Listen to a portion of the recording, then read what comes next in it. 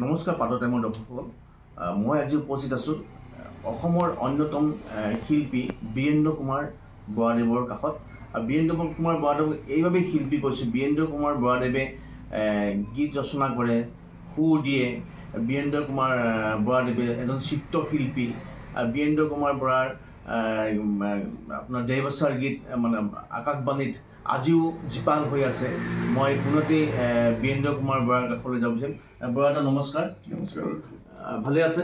আছোঁ, নিশ্চয়। হয় বীৰেন্দ্ৰ, আজি আপোনাৰ গৃহলৈ আহিলোঁ যে শৈশৱতে আমি শুনিছিলোঁ যে আপোনাৰ সেই গানবিলাক দেহবচাৰ গীতবিলাক।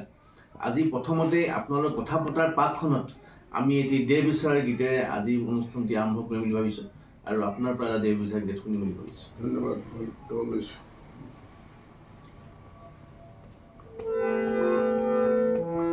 ৰাম নাম মুখে লোৱা,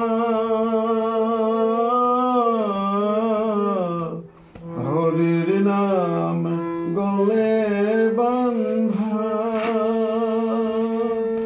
মন ভায়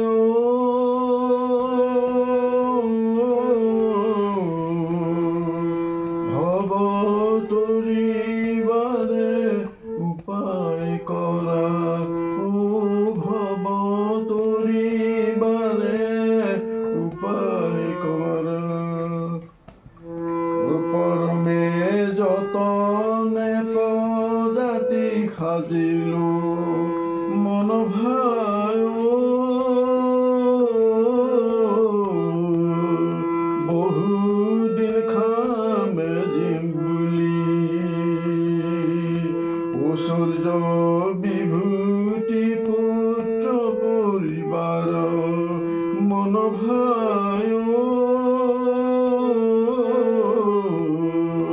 সবে হ'ল কালৰে কুলি, ৰাম নাম মুখে লোৱা, হৰি নাম গলে বান্ধা, মন ভায় ভৱ তৰিবাৰে উপায় কৰা, ভৱ তৰিবাৰে উপায় কৰা, পঞ্চবৰিষতে পুত্ৰ হেৰুৱালো, মন ভায় আগো হেৰাইলে কাল, আপদৰ কালতে তিৰোতা হেৰাইলে, মন ভায় পৰিলো মায়াৰে জালত, ৰাম নাম মুখে লোৱা, হৰি নাম গলে বান্ধা, মন ভায় ভৱ তৰিবাৰে উপায় কৰা, ভৱ তৰিবাৰে উপায় কৰা। ধন্যবাদ বীৰেন্দ্ৰ, একদম আপুনি পৰিৱেশটো জীপাল কৰি পেলালে।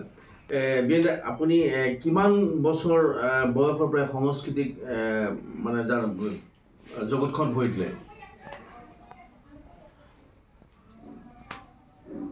মই মানে কৈছোঁ, মই একদম মইনা কালৰ পৰাই মই গীত মাতৰ লগত মোৰ সম্বন্ধ আছে। মইনা মই যেতিয়া পুথিভঁৰালৰ মইনা বা স্কুলৰ যেতিয়া মই পঢ়ি আছোঁ তলৰ স্কুলৰ তলৰ শ্ৰেণীবিলাকত মোক তেতিয়া শিক্ষকসকলে বেলেগ বেলেগ অনুষ্ঠানত স্কুললৈ লৈ যায়, তেওঁলোকৰ বাৰ্ষিক মিটিং মেটাঙবিলাকত। তাত হয়তো বৰগীত গাবলৈ কয় বা জ্যোতি সংগীত গাবলৈ কয়, ৰাভা সংগীত গাবলৈ কয়। মই আগতে এইবিলাক গীত চব গাইছিলোঁ, কিন্তু যেতিয়াৰ পৰা মই দেহবচাৰ গীতলৈ মানুহ বাগৰি আহিলোঁ, যিখিনি দেহবচাৰ আৰু দেহবচাৰ গীতলৈ, তেতিয়াৰ পৰা মোৰ এইবিলাক মানে ৰাইজেও দেহবচাৰ গীতৰ শিল্পী বুলি জানে, মই সেইকাৰণে মাতে আৰু মই সেইবিলাক অনুষ্ঠান বা কিবাবিলাক মই কৰাটো পিছ পৰি গ'লগৈ। সেইকাৰণে মই এতিয়া দেহবচাৰ গীতে এতিয়া গাই আছোঁ। অন্যবিলাক জানিলে কৰিলেও পাৰে, সেই কৰিলে মানে গাবলৈ সুবিধা ক'তো তেনেকৈ নাপাওঁ, গোৱা নহয় আৰু। হয়, বিয়েন্দা, এই যে আপোনালোকৰ দিনত এই যে সাংস্কৃতিক যিখন এতিয়া পথাৰ, এই সাংস্কৃতিক পথাৰখন আৰু বৰ্তমান সাংস্কৃতিক পথাৰখনৰ মাজত পাৰ্থক্যটো কি দেখিছে? পাৰ্থক্য এটাই ডাঙৰ, প্ৰথম পাৰ্থক্য কি, আমাৰ পাশ্চাত্য সংগীতৰ কিছু হেৰি আমাৰ যিখন পথাৰ, সেইখন পথাৰত পৰিছেহি। মানে ইয়াত ঠিক এইটো ক'বলৈ যোৱা নাই যে সেইবিলাক সোমোৱাৰ কাৰণে অন্যান্য জনজাতিৰ গীত মাতৰ পৰা আদি এইবিলাক সোমোৱাৰ কাৰণে আমাৰ সেইবিলাক পিছ পৰি গৈছে বা তল পৰি গৈছে, কিন্তু আমাৰ বস্তুবিলাক তল পৰি যেনে উঠিয়ে গৈছে, কিন্তু তাত অলপমান পৰৰ চাপ পৰিছে, পৰৰ তাৰমানে অলপমান হেৰি হৈছে, সেইটোহে হৈছে, অন্য কোনো ফালৰ পৰা কম হৈ যোৱা নাই। কিন্তু পাশ্চাত্য সংগীতৰ অলপমান ধাৰাটো আমাৰ বিলাক সংগীতত কিছু হেৰিয়ত দেখিবলৈ পোৱা যায়। হয়, দেৰগাঁৱত বিভিন্ন ধৰণৰ ব্যক্তি শিল্পী আছিল আপোনালোকৰ আগত, ডক্টৰ উপেন কাকতি, তাৰ পৰা আপোনাৰ শিৱভট্টক আদি কৰি, আৰু আপোনাৰ লগত এজন খুব ব্যক্তি খুব সুন্দৰভাৱে আপোনাৰ লগত জড়িত আছিল, যিটো মফিল হুছেইন, আমি কোঁৱৰদা বুলি কওঁ। সেই কোঁৱৰদাই যথেষ্টখিনি আপোনাৰ লগত গৈ থকা দেখোঁ। আপুনি কোঁৱৰদাই যথেষ্টখিনি গান লিখিছে, কোঁৱৰদাৰ বহুত গান আপুনি গাইছে। কোঁৱৰদালৈ এতিয়া আপুনি কি কব? কোঁৱৰদাটো পৃথিৱীত নাই, ভূপেন কাকতি নাই। কোঁৱৰদাই যিখিনি ভনীয়েক ৰঞ্জিতা খাতুন, তেওঁৰ গীত আছে গীতবিলাক, কিন্তু আজিকালি গীতৰ ধাৰাবিলাকো কিছুমান মানে এনেকুৱা হ'ল, কোঁৱৰদাই কোৰাছবিলাক বেছি লিখিছিলে, সমবেত সংগীতবিলাক, আৰু অন্য গীতবিলাকো লিখিছে। তাৰ ভিতৰতে মই আজি এতিয়া মই বনগীত এটা গাইছিলোঁ অলপ আগত, সেই বনগীতটো কোঁৱৰদাই লিখা। এতিয়া অকণমান গাই দিব নেকি? কোঁৱৰদাই লিখা বনগীতটো গাই দিব নেকি? গাই দিব পাৰোঁ। তোৰ ঢিনিকি ঢোলৰে মাতো ককাইটি, তোৰ টিহিটি পেপাৰে তোৰ ঢিনিকি ঢোলৰে মাতো ককাইটি, তোৰ টিহিটি পেপাৰে হয়, তোৰ ঢোলৰে ঢিনিকি মাত। খুব সুন্দৰভাৱে মানে আমি যে মফিল দাই, আমি যে কোঁৱৰদা বুলি কওঁ, খুব সুন্দৰ গান লিখি থৈ গৈছে। সেই মফিল দাৰ গানখিনি এতিয়াও চৰ্চা যদি কৰা যায়, অসমীয়া প্ৰজন্মই যথেষ্টখিনি উপকৃত হ'ব বুলি ভাবোঁ। দাদা, এই যে আপুনি লোকগীতো গাইছিল আৰু আপুনি লোকগীতৰ কেছেটো কৰিছিল, আপোনালোকে বনোৱা এটা কেছেট আছিলে, নামটো পাহৰিছোঁ, কেশৱ ৰায়। এই কেশৱ ৰায়ত চমুৰাই কলীয়া গানটো আছে নহয়? চমুৰাই কলীয়া নাই, সেই চমুৰাই কলীয়াটো আমাৰ ৰাজেন মহন্তই বটকৰ আৰু খগেনদাৰ লগত মানে বাণীবদ্ধ কৰাইছিলে নেকি? ৰাজেন দাই খগেন মহন্তৰ লগত বাণীবদ্ধ কৰাইছিলে। কিন্তু এই যে মাজতে এতিয়া মৃত দুলাল বৰা, আপোনাৰ ভাতৃ, সেইটো এটা কথা আছে। আজি ফক চং, লোকগীত, টোকাৰী গীত, ব্যৱসায়ী গীত যিয়ে নহওক, মই লিখিছোঁ বুলি কোনোৱে ক'ব নোৱাৰে। এইবিলাক পৰম্পৰা গীত ট্ৰেডিশ্যনেল চলি আহিছে। গতিকে দুলালহঁতৰ এইটো এটা দোষ হ'ল, দুলালহঁতে সেইটো মোৰ গীত লিখা, মোৰ গীত বা এনেকুৱা কথা ক'বলৈ যায়। সঁচা কথা, দুলালো সেই টোকাৰী গীতৰ পাৰ্টিত আগৰ আছিলে, ৰাজন মহন্তহঁতৰ লগত আছিলে। তেতিয়া সেই তাৰ স্ক্ৰিপ্টৰ পৰা সেই গানটো কেনেবাকৈ মানে কোনোবাই লৈ খগেন মহন্তক শিকাবলৈ সুবিধাটো, মানে একচুৱেলি গানটো বা দুলাল বৰাৰ গানটো হয়, স্ক্ৰিপ্টত আছে, দুলাল বৰা গীতটোত আছে, মানে ৰাজেন মহন্তদেৱে বাণীবদ্ধ কৰিছিল। বহুতৰ মনত এতিয়া সুবিধা লাগি থাকে যে পাপনে বিভিন্ন মঞ্চত গায়, কিন্তু আচলতে পাপৰ গান বুলি ভাবে, কিন্তু আচলতে এই গানটো খগেন মহন্তৰ লগত গৈ ৰাজেন মহন্তই দুলাল বৰাৰ পৰা নিয়া গান বুলি আপুনি, পাপনে হয়তো তাত কিবা পৰিৱৰ্তন কৰিছে যদি মই নাজানো, কিন্তু দুলাল বৰাই এই গীতটো তেওঁৰ সংগীতৰ যিখন কিতাপ আছিলে, কিতাপখনত আছিলে, আৰু সেই গীতটো হেৰাইছে বুলিও কৈছে লিখি, হেৰালে গীতটো যে হেৰাইছিলে, মোক হেৰালে। কিন্তু এতিয়া কথা হৈছে, তাৰপাছত ৰাজেন মহন্তই খগেন দাক দিয়াটো হয়। কিন্তু হয় দাদা, আপুনি বিভিন্ন ধৰণৰ শিল্পীক আপুনি লগ পাইছে, মানে বিষ্ণুভা, জ্যোতিপ্ৰসাদ আগৰৱালা, ভূপেন হাজৰিকা, ধৰক এই ব্যক্তিসকল আপুনি সান্নিধ্য পাইছিল নাই কোৱা? মই ফণী শৰ্মাৰ লগত পাইছোঁ, বিষ্ণুৰাভাৰ লগতো পাইছোঁ। কেনেকৈ পাইছোঁ? গীত মাতৰ ক্ষেত্ৰত নহয়। বাপুজী মন্দিৰত এখন নাটক হৈছিলে, সেই নাটকখনত দুইজনে আহিছিলে। বিষ্ণুৰাভাৰ গাত এটা মানে লগোৱাৰ অভিনয় কৰিব। বিষ্ণুৰাভাৰ গাত এটা মানে কুৰ্তা চোলা লাগে, ফটা কুৰ্তা এটা লাগে। সেই কুৰ্তাটো মানে বিচাৰি পেলাই তেখেতে যে মোক কুৰ্তা এটা দিয়কচোন, আপোনালোকৰ পুৰণা ক'ত কুৰ্তা আছে যদি। পুৰণা কুৰ্তাটো কেলৈ বোলে নহয়, মোক লাগে দিয়কচোন। তেতিয়া কুৰ্তাটো আনি পেলাই তেখেতে মানুহৰ আগতে পিন্ধি পেলাই জোৰ কৰি যেতিয়া বুকু ফিলাই দিলে, তেতিয়া কুৰ্তাটো মানে নেচাৰেল ফাটি গ'ল। হাতেৰে টানি ফলা নিচিনাকৈ ফটা নাই, যেনেধৰণে পুৰণা বস্তু ফাটিব লাগে তেনেকুৱা ধৰণে ফাটি গ'ল। এই অভিনয় কৰিছে। তাৰপিছত ইমুঠি চাউলত ফণী শৰ্মাই অভিনয় কৰিছে, ফণী শৰ্মা পাইছোঁ। গতিকে আপুনি কেলকাতাত ভূপেন হাজৰিকাৰ কেলকাতাতো আপুনি গৈছে? গৈছোঁ। হয়, গৈছোঁ। আমি জিকিৰ গাবলৈ গৈছোঁ। কিন্তু জিকিৰ গাবলৈ গৈছে মানে জিকিৰ সম্ৰাট ৰেকিবুদ্দিন আহমেদ।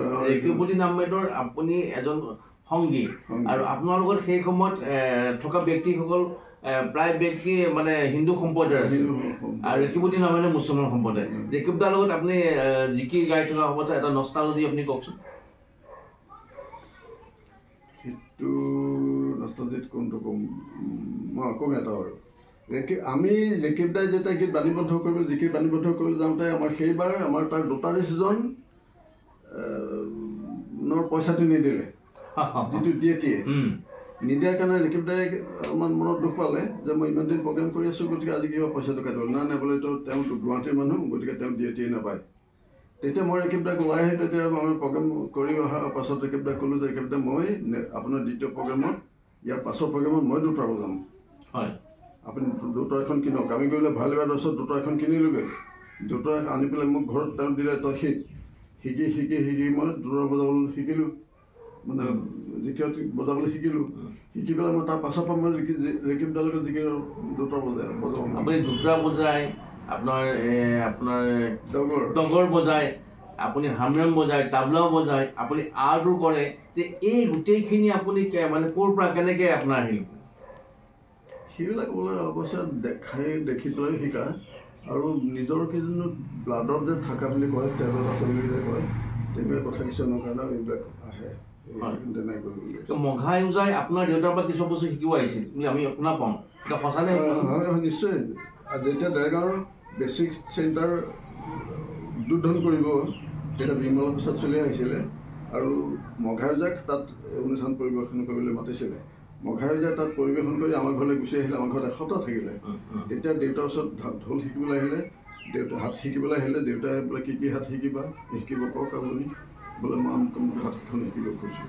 তেতিয়া দেউতাই মানে তেওঁক 4খন হাতৰ 3খন হাত সম্পূৰ্ণ কৰি দিলে, আৰু বাকী উপগৰা বুলি এখন হাত আছিলে, সেই হাতখনত কিন্তু তেখেতক সম্পূৰ্ণ কৰিব। হয় দাদা, এই যে আপোনাৰ গীতসমূহ ৰেডিঅ' চেণ্টাৰত এতিয়া জীপাল হৈ আছে, ঠিক তেনেকৈ আপুনি অংকন কৰা চিত্ৰ ক'ৰবাত জীপাল হৈ আছে? ঘৰতে আছে। এনেই দেৰগাঁও ৰাজহুৱা স্থানত ক'ৰবাত আছে? সাহিত্য সভাত আছে, হেমচন্দ্ৰ বৰুৱাৰ।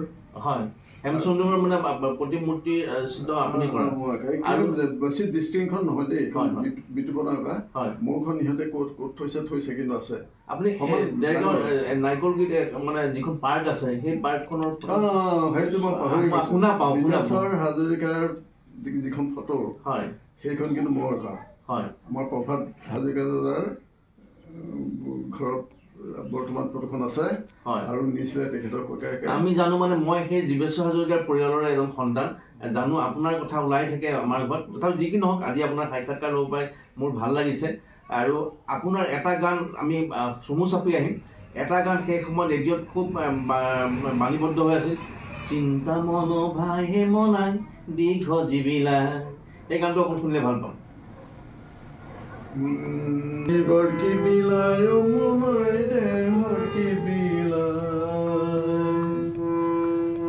জীৱৰ কি বিলায় মনাই দেহৰ কি বিলায়, সংসাৰৰ সমুদ্ৰৰ মাজে তৰণি নে পাই, সংসাৰৰ সমুদ্ৰৰ মাজে তৰণি নে পাই, জীৱৰ কি বিলায় মনাই দেহৰ কি বিলায়, জীৱৰ কি বিলায় মনাই দেহৰ কি বিলায়, সজাত মইনা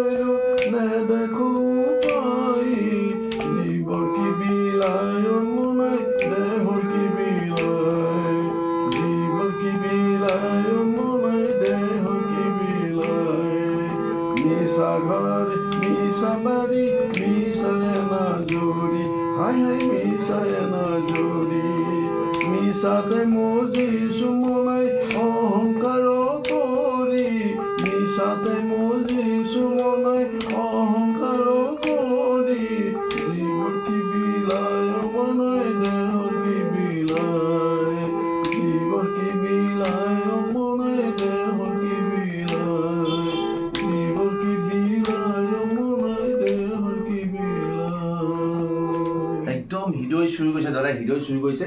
আমি বেছি সময় নলওঁ, প্ৰথম আমি আপোনাৰ এতিয়া শেষৰ ফালে আহিম। আপোনাৰ যে এই যে শিল্পীৰ এটা পেঞ্চন, শিল্পীৰ পেঞ্চন শিল্পীবিলাকক চৰকাৰৰ দ্বাৰা দিয়া হয়, এতিয়া আপুনি শিল্পীৰ পেঞ্চন পাইছে নাই পোৱা? শিল্পী পেঞ্চন এতিয়ালৈকে পোৱা নাই। শিল্পী পেঞ্চন মই যোৱা বছৰলৈকে মাৰিছিলোঁ, কিন্তু যোৱা বছৰ মোৰ শিল্পী পেঞ্চন নাহিল। তাৰ আগতে মই 19-20 চনমানৰ পৰাই কণ্টিনিউ মাৰিছিলোঁ, 4-5 বছৰমান। অহা দেখি মানে মনত অকণমান হেৰি আহিলে মানে মই নেমাৰো বুলিয়ে ভাবিছোঁ তাৰমানে। হয়, আপোনাৰ হতাশা এটা আহি পৰিছে, আহাটো স্বাভাৱিক। বা যি কি নহওক, এয়া আছিল বীৰেন্দ্ৰ কুমাৰ বৰাদেৱৰ মনৰ কথা। বীৰেন্দ্ৰ কুমাৰ বৰাদেৱে তেখেতে গান শুনালে, তেখেতে অংকন কৰি যোৱা চিত্ৰসমূহ ক'ত আছে আমাক জানিবলৈ দিলে। আমিও ভাবিছোঁ উঠি অহা প্ৰজন্মই এই যে দেহবচাৰ গীত সমূহ অনুধাৱন কৰক, আৰু আমি চৰকাৰলৈ আহ্বান জনাইছোঁ যে এনেধৰণৰ শিল্পীসমূহক শিল্পী পেঞ্চন দি উপকৃত কৰক। তাৰ কামনা কৰি মই পাথৰ টাইমৰ তৰফৰ পৰা সত্ৰীয়া হাজৰিকাই অসমবাসী ৰাইজক ধন্যবাদ জনাইছোঁ আৰু চৰকাৰলৈ অনুৰোধ। ধন্যবাদ।